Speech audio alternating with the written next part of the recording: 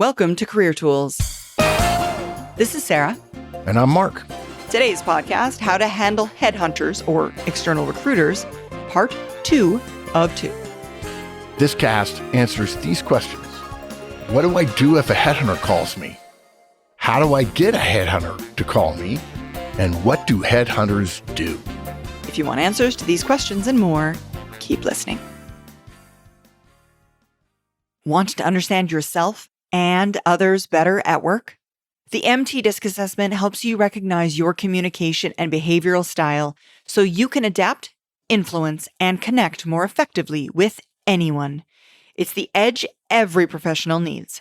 Discover your profile today at manager-tools.com/DISC.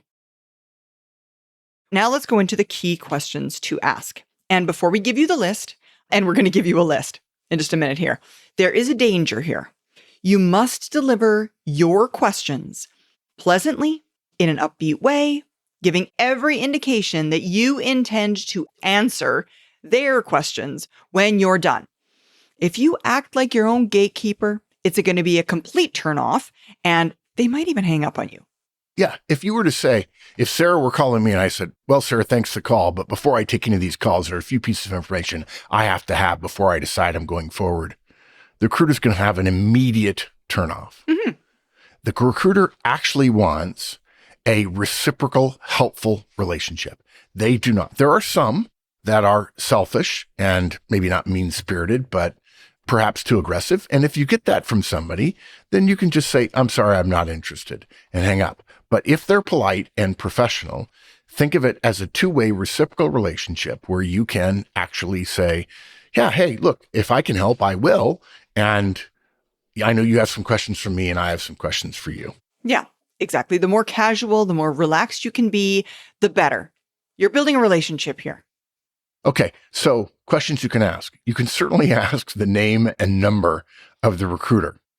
And here's how to ask. Hey, thanks for calling me. Maybe they've already asked you a question, but you can say, hey, before we get to the details of your call, I'd like to get a few notes down. First, would you take a moment, please, and spell your name for me and give me your phone number? Mm-hmm. Absolutely. You can ask for the company, and here's how you would ask that. And I'm sorry, what firm did you say you were with? I want to write it down. You're going to need to know the firm that they are with to figure out whether they specialize in your industry or if they have a good reputation in your industry or area.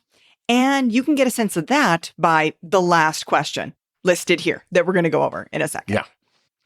Next is, hey, can you tell me how you learned? How did he or she learn about you? You can ask, who referred you to me? I'd like to circle back with them and frankly, thank them. If a recruiter were to tell you they don't have the paperwork in front of them, or they don't recall, or they just won't tell you, these are all warning signs. Our recommendation here is to politely offer to take their call in the future when they do have that. Now, if they say they found you on LinkedIn, that has become in the last 20 years a completely reasonable reason to call you. And so you shouldn't blow them off because they found you on LinkedIn. There's actually special recruiter tools on LinkedIn. Our friend Julie Lyon, who came to our M conference, a LinkedIn person. I think Julie's in HR. She's fantastic.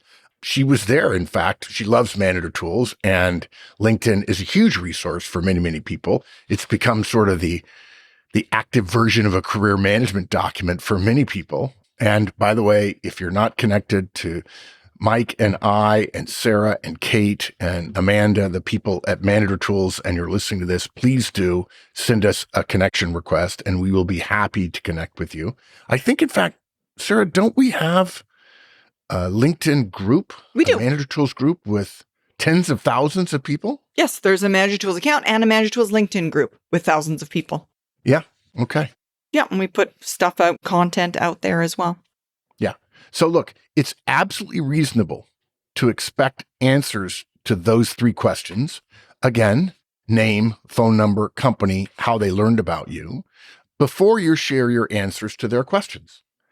And since they've given them to you, that means you're doing your level best with their questions. That would be the professional way to respond to their openness. Say, oh, I'm with so-and-so, and I live here, and my specialties are here, and so on.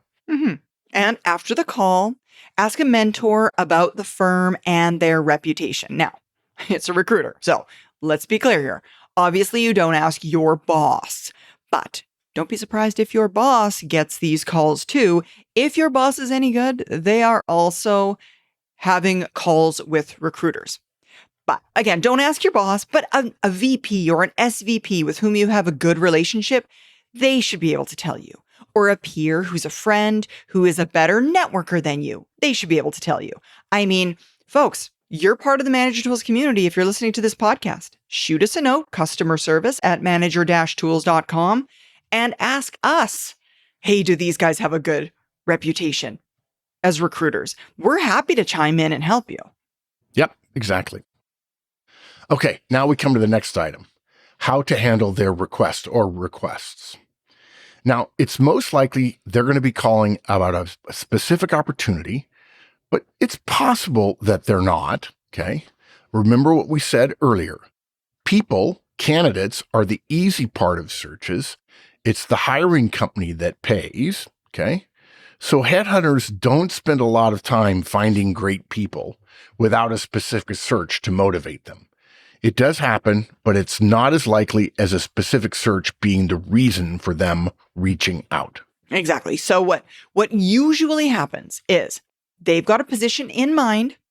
You may or may not be in consideration. Yes, it could be that you're being called, but you're not going to be in consideration, right? People forget that.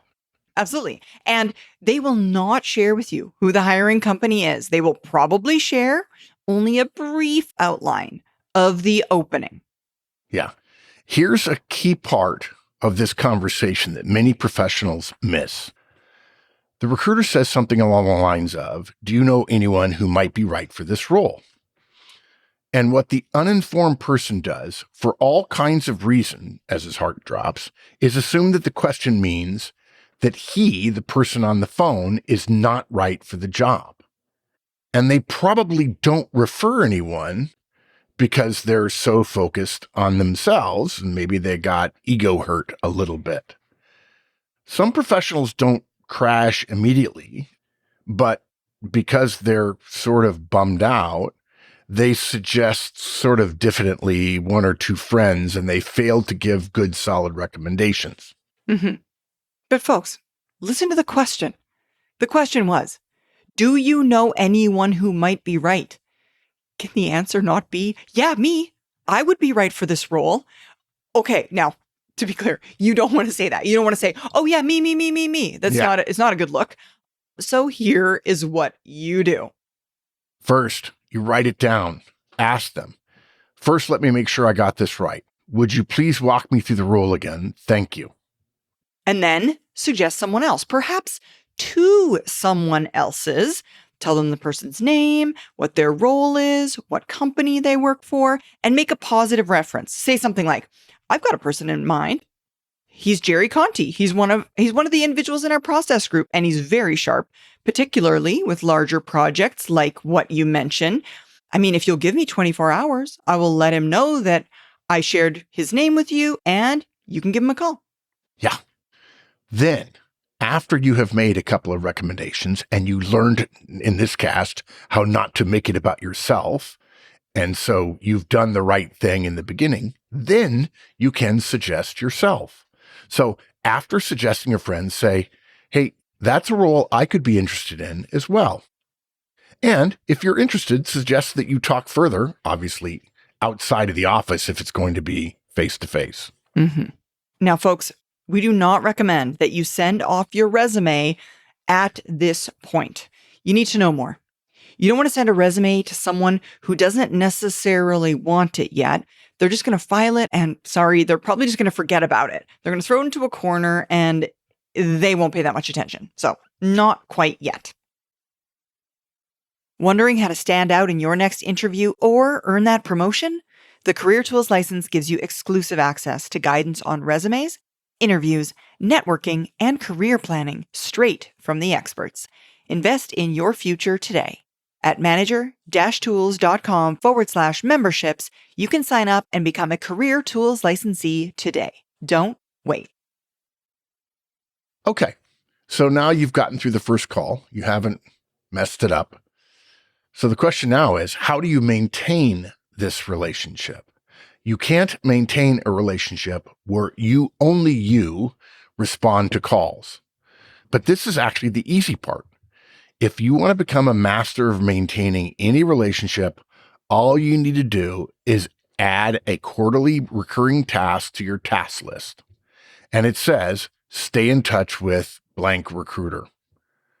And then simply follow up. Make the call, say you're just checking in. Just want to let you know I'm still in my current role. If I can help you in any way, please let me know. Just doing that will put you ahead of 99% of the entire candidate universe. Mm-hmm. Exactly. So for a recruiter, it sounds like this. Terry, this is Sarah Horstman at Procter & Gamble. I'm just calling to touch base. Hope things are going well for you.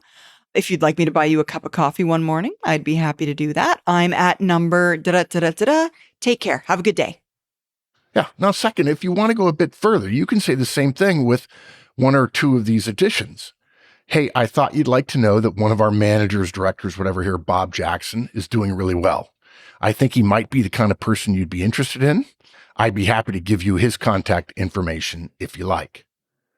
Or you could say, hey, just want to put something in the back of your mind. We finished that ERP project and my part came in on time and under budget.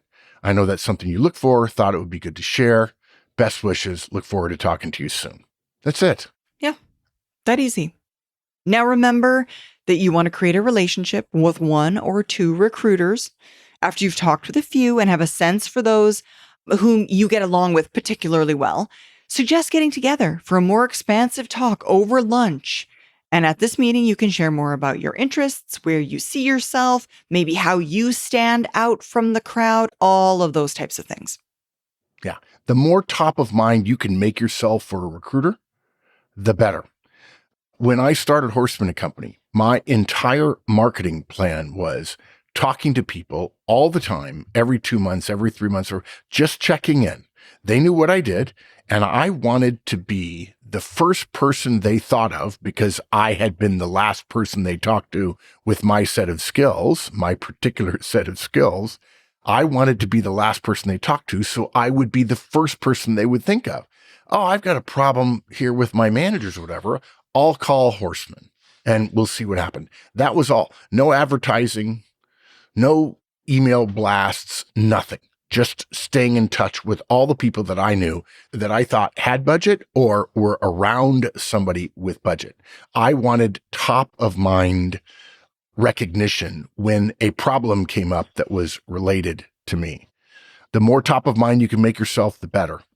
And if you're thought of first, you're going to get a call.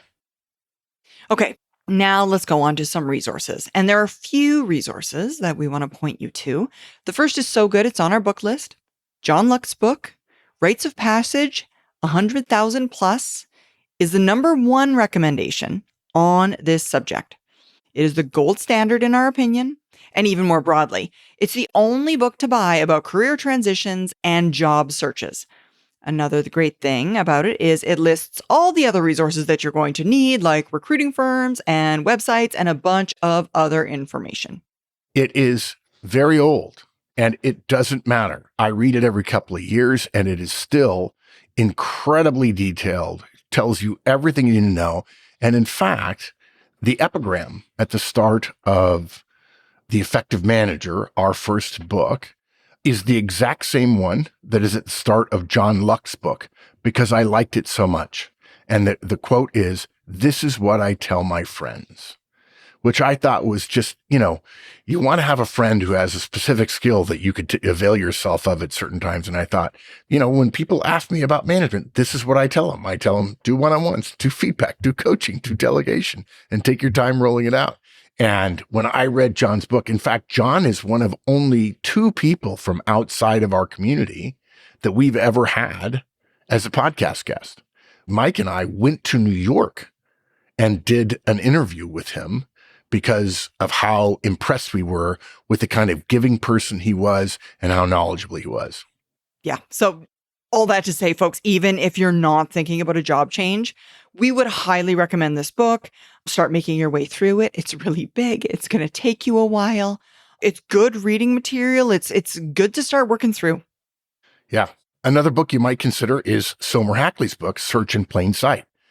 Somer's a Manager Tools community member, a recent speaker. She talks about how to develop relationships with executive recruiters and how to position yourself where jobs will come to you versus you having to find them, and they will come to you through the strength of your relationship with recruiters like Somer. Yeah, that's exactly it. And she is really good at giving actionable examples of the type of emails that will appeal to recruiters. It's all just that building a relationship stuff, right? It's that ask them about them. Don't make it all about you, candidate. And I know that it's all about you, candidate, but still at the same time, recruiters are also humans, right? Like have a relationship with them like you would any other person, and that will bode well for your potential opportunities. And then, of course, in addition, our interviewing series is a great resource for mastering every stage of the job interview process. We've got over 60 podcasts, 20 videos, and a comprehensive written library that covers everything from preparation and resumes to answering tough questions, closing, handling offers, following up.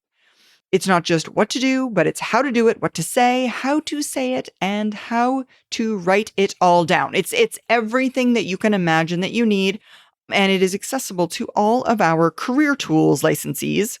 And because Manager Tools and Executive Tools licensees also get all of the things that Career Tools licensees get, every one of our licensees has access to the series.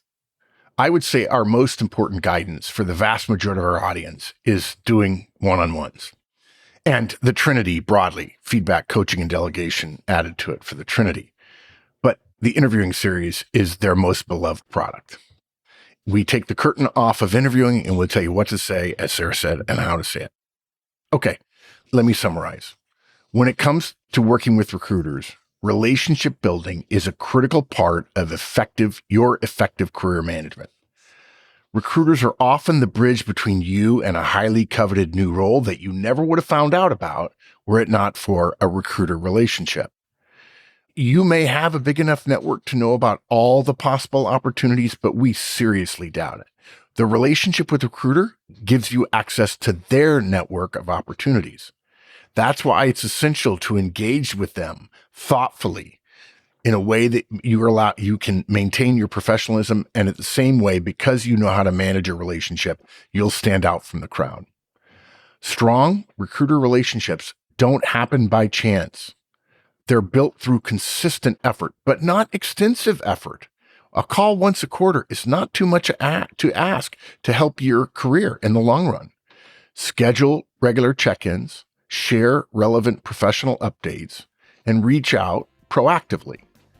If you invest in these connections, you're going to expand your access to opportunities and position yourself better for long-term growth.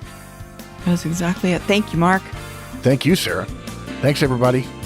Thanks, folks. We hope this helped you. Now help us help others. Tell your friends. And of course, follow, rate, and review our podcast. And remember, 5 stars only, please.